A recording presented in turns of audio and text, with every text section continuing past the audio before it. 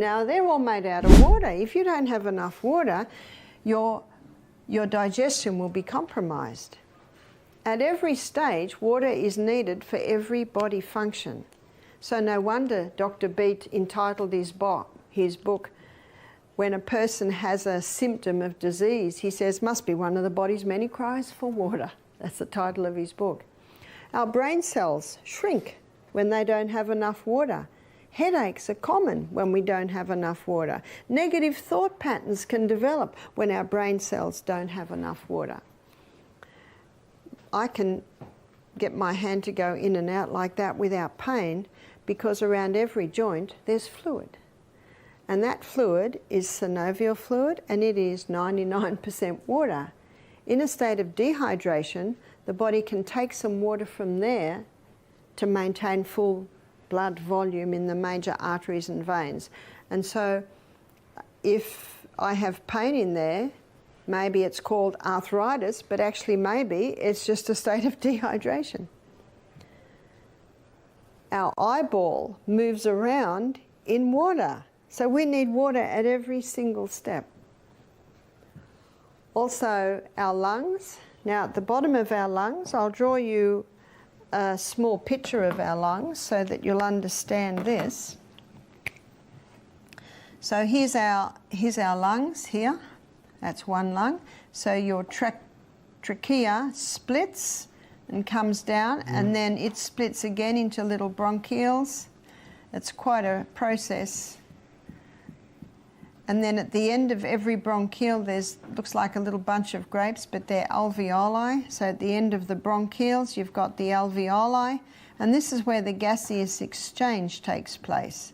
Over every alveoli, there's a little blood capillary network, and it is in that blood capillary network where the oxygen is picked up from the alveoli, and the blood drops the carbon dioxide, and we breathe out.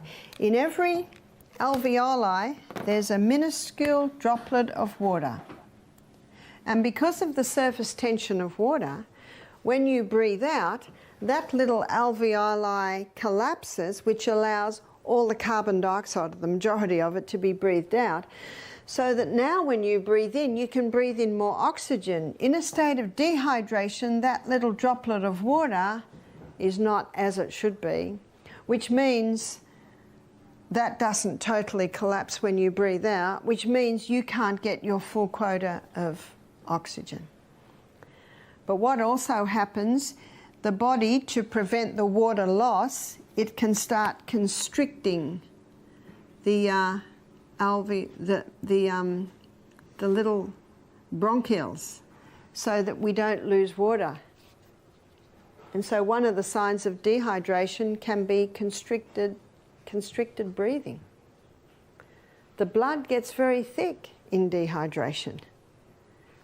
Our blood needs to be nice and thin so the heart can pump it easily, so that the little filtering units in our kidneys can filter it with ease. So water is needed for every single body function. I'm going to give you a story of a man that came to our retreat who had three main problems. He had chronic headaches, which he took a lot of painkillers for. He had a very congested chest, and also he had terrible lower back pain. Did you know that 75% of weight held in your lower back is held by water? The other percentage, of course, is taken with your ligaments, your muscles. And so a state of dehydration, lower back pain is quite common.